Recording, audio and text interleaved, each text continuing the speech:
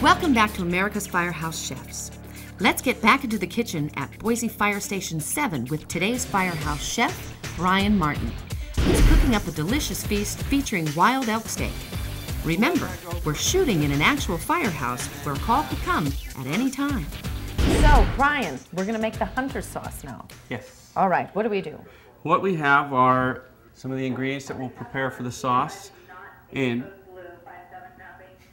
that's good. Not us? Not us. Okay. Nope. So what we'll do now is prepare the Okay. mushrooms and the onion. When we make the sauce, we're going to add beef stock to it, and we're going to add thyme to it.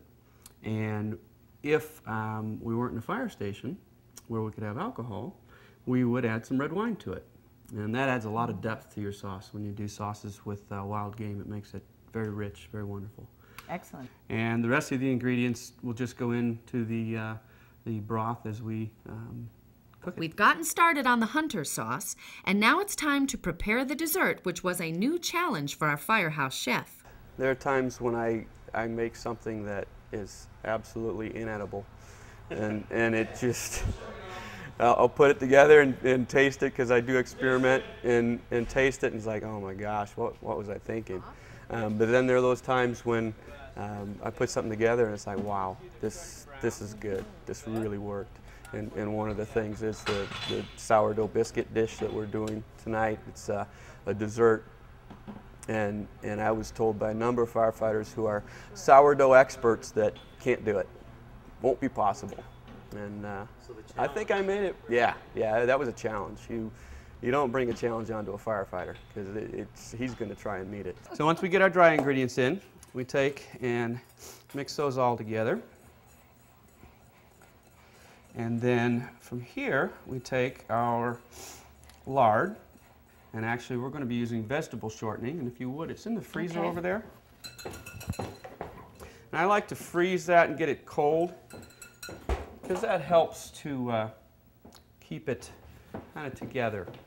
So you get a nice consistency of about cornmeal when we're all done. We then go to our wet ingredients. And we have buttermilk, if you want to pour that in. So we make a little well in the center. Oh, well in the center. Oh, we can do that. Look at that. There you go. And then the sourdough starter. And we use a half a cup of the starter. So once this is all mixed, do we set it for a time, or? Yes, what we'll do is we'll pat it out first, and then we'll wrap it and put it in the refrigerator for an hour or so. And that way the flour has a chance to kind of settle and work. So we're done with the red pepper, we're done with the asparagus. What's left? we're going to do some garlic. Garlic. It's the ingredient in everything but the dessert. So. Thank goodness. Yes. Okay, everybody loves a little garlic.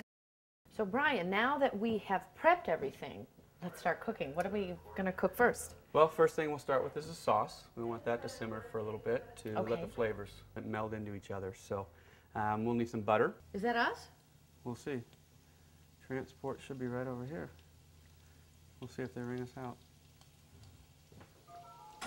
Yep, that's Don't us. shut off. It's time to go.